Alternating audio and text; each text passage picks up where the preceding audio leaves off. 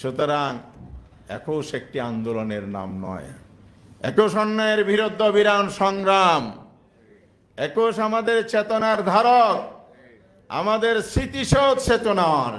সেই চেতনা হচ্ছে অন্যায়ের বিরুদ্ধে ন্যায় প্রতিষ্ঠার জন্য প্রয়োজনে জীবন দেব, আপোষ করব না, দাবি আদায় করে ছাড়ব। যেটাই হয়েছে জুলাই চেতনায়, হয় নাই? সেই চেতনা কি এরকমই একটা শর্ট টার্ম মুভমেন্ট কিন্তু ছিল, এগুলো তো লং টার্ম মুভমেন্ট। ৩৬ জুলাই ৩৬ দিনের মধ্যে একটি ফ্যাসিবাদী শক্তিকে ক্ষমতাচ্যুত করা হয়েছে। এখানেও কিন্তু যে চেতনা নিয়ে আমরা বাংলাদেশ গড়ার প্রতিশ্রুতি দিয়েছি, সেই প্রতিশ্রুতি থেকে জাতিকে বিচ্যুত করার ষড়যন্ত্র চলছে।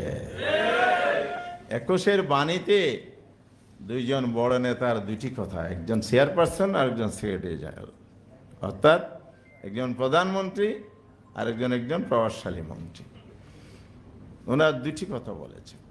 প্রধানমন্ত্রী বলেছেন, গণতন্ত্রকে সুসংহত করাই হবে আমাদের প্রতিশ্রুতি। আমি বলতে চাই, জুলাই চেতনা, জুলাই সংস্কারকে মাইনাস করে গণতন্ত্র সুসংহত হবে না স্বৈরতন্ত্র আবার ফিরে আসবে? ওনারা গণতন্ত্র সুসংহত নয়, স্বৈরতন্ত্রকে ফিরিয়ে আনার ষড়যন্ত্রের পথে হাঁটছেন।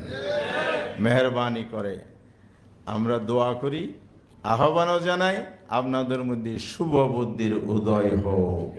আমরা রাজপথ বেছে নিতে চাই না, আমরা দায়িত্বশীল বিরোধী দল হিসেবে সংসদের ফয়সালা করতে চাই। তবে আপনারা বাধ্য করবেন না রাজপথে ঠেলে দিতে।